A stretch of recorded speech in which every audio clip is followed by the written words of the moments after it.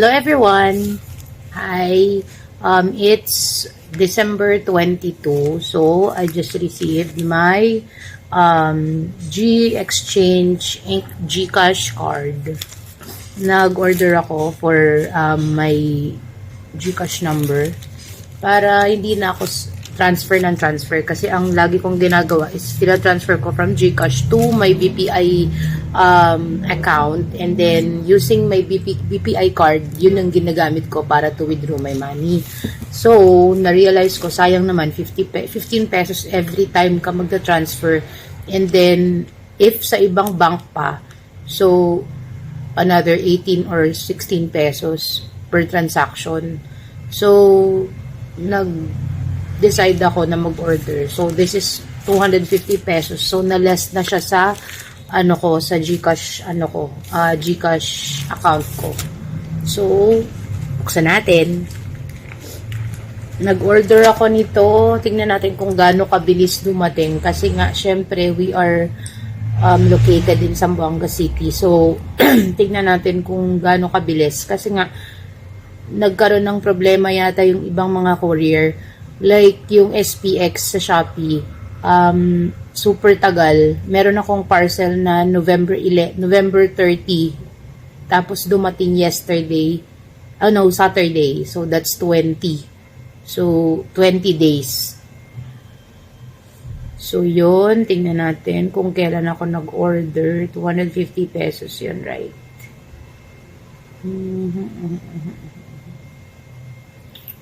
Kung makita.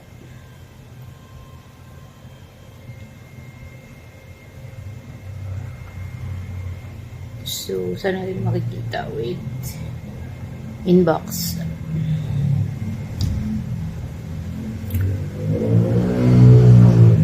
Ayan, nagsabi na siya na dumating na daw. So, check natin kung kailan siya na order. December 17 ko siya in-order. Tama ba?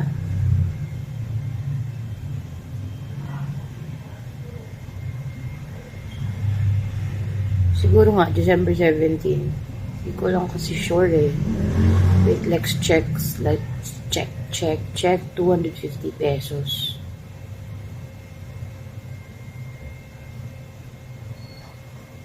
At least, ma-check natin kung ilang araw. Hindi ko kasi makita eh.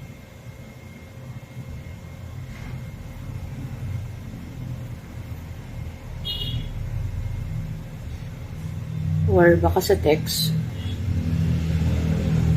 Tingnan natin. GCash, nasaan ka na? $250. Kailan ka ba nag-request? Downs.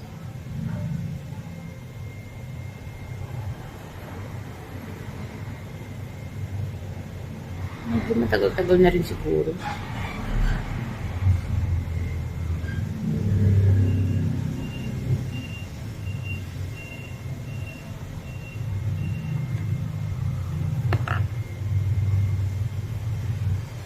Matagal-tagal din, ha?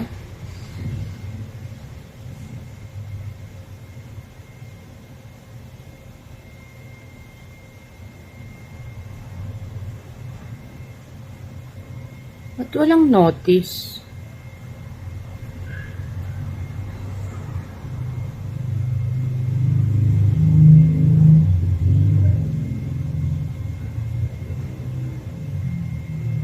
Hindi naman siguro November yun.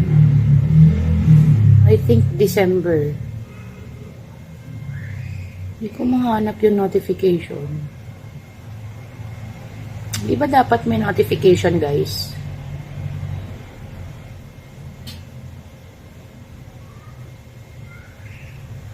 Balik tayo dito sa notification. Hindi December 17. Kung December 17, last week lang yun. So, hindi.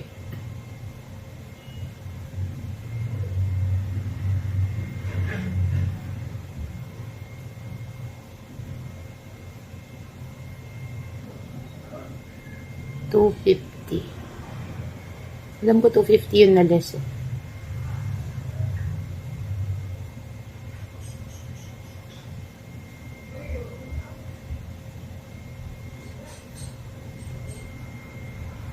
Ang hirap. Nakakabanas din kasi nga, syempre, gusto mong ma-check, kaya lang di mo ma-check kasi nga, hindi ka check-check.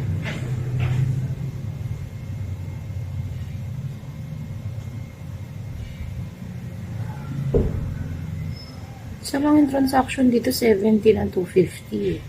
Pero transferred to, ayun, successfully payment for GCash. Ay, 2. Ay, hindi. Nakakaloka. Sayang yung lakad ng ano ko. Pero, syempre, nag-decide kasi akong mag-avail nung card kasi nga, syempre, sayang lang din. Ayun, online payment.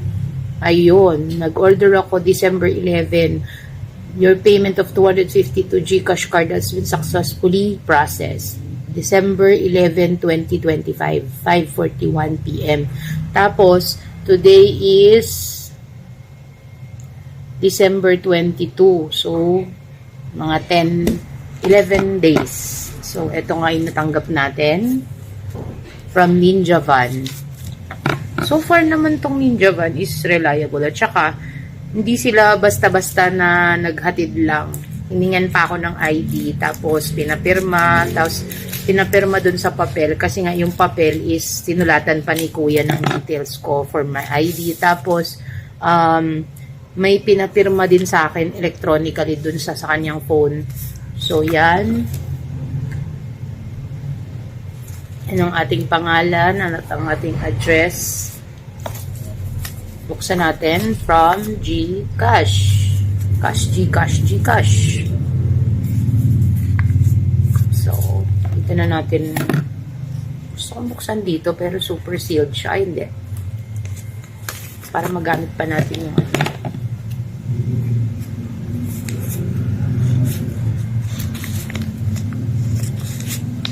Most of the people, hindi sila dito nag-open. Dito talaga. Pero, wala lang. Gusto ko doon. Okay. This is what we got. Hello from GCash. Yan, sinabi. Hello. So, sabi dito, here's your new GCash card. Enjoy shopping with GCash wherever you go. So, to get started, ito ang ating GCash with my name na nasa baba. GCash card. Get started with GCash card. Open your GCash app. Look for GCash icon. Okay, let's go. Ito ang ating phone na nag-order ng GCash na to. So, let's go. Open daw yung GCash app natin. And then, look for the card icon. Where can I look at? Link my card. Okay. So, I view all cards.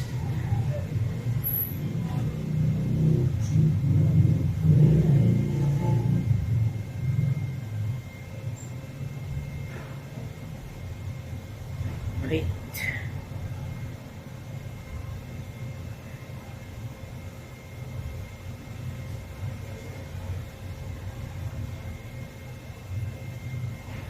Login muna tayo ulit. And then, look for the card icon and tap.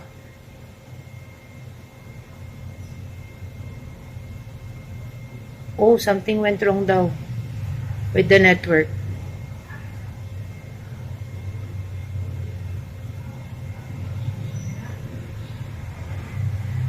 So, paano mo ililink?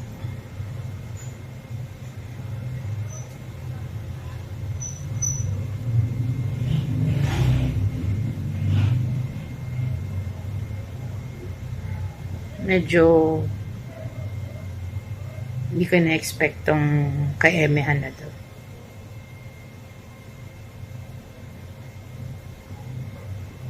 Ayun, cards. Pero lumalabas, error. Try. Kapag order card, pwede. Ayun, link my card. Linking your GCash card. After linking, you can use it immediately for in-store shopping and ATM withdrawals. Please wait 6 hours before using the online shopping. So, yan. Mag-link tayo. Humihingi ng OTP. Siyempre, bibigyan natin ng OTP. Okay. Sabi dito, the last digits of my card. Andito sa likod. Last 4 digit is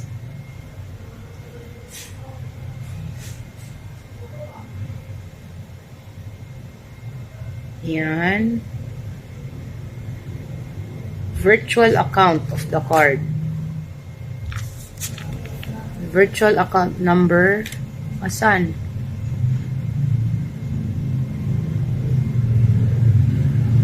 Ano nakalagay?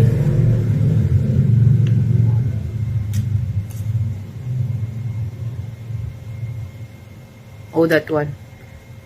Okay.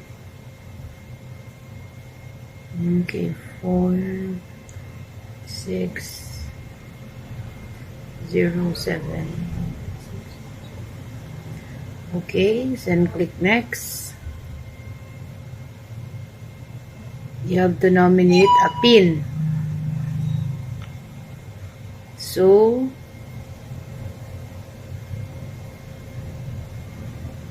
nominate tayo ng PIN. Check natin kung pareho. Ayan, nakalink na siya guys. Ang ating card. Okay, so we have to wait for 6 hours para daw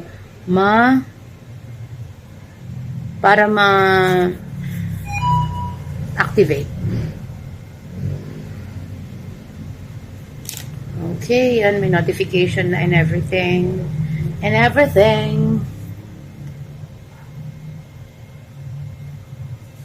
So happy to have my Visa card. So, yan siya guys. So I have to sign it. Do I have to sign it now? That's color green. You can't sign with green pen. Wish ko lang may black pen ako. Pero sign pen eh. Pag sign pen kasi diba nag-aano. Let's go with a normal pen. Okay, authorized signature.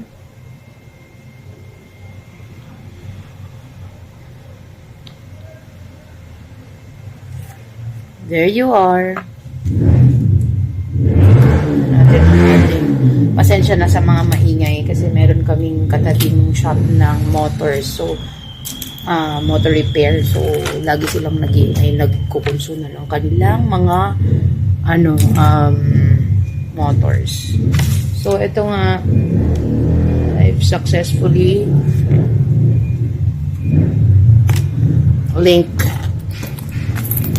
Pasok na natin ang ating Cardo Verzosa.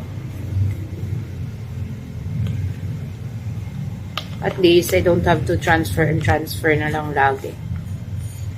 If needed, magagamit mo na siya. Very good. So, keep na natin tong mga kipsong ito. Ito siguro I have to keep it, but this one I don't need to keep it. Pero may mga details ako dito, so tanggalin natin ang sticker ni Kuya.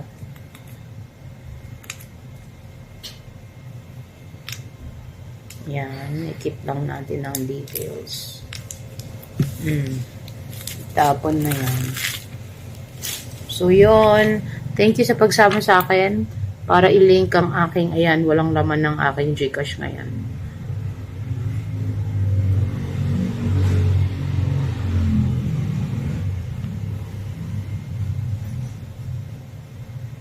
Tapos, sa savings naman, dito, I've tried to open an account. Kaya lang, meron pala akong naka-open na account dun sa dating emails, dating Gcash ko. So, hindi siya malink dito. Yan guys. Thank you. Thank you sa pagsama sa akin sa paglilink ng ating Gcash card sa ating Gcash account. And try nyo din para at least hindi na kayo mag-withdraw or mag-transfer ng funds sa inyong bank para makakuha ng money. So, less hassle at saka less charges. So, yun guys. Thank you very much sa pagsama sa akin, and don't forget to like and subscribe and hit the notification bell para ma-update kayo sa aking mga updates. Okay? Bye!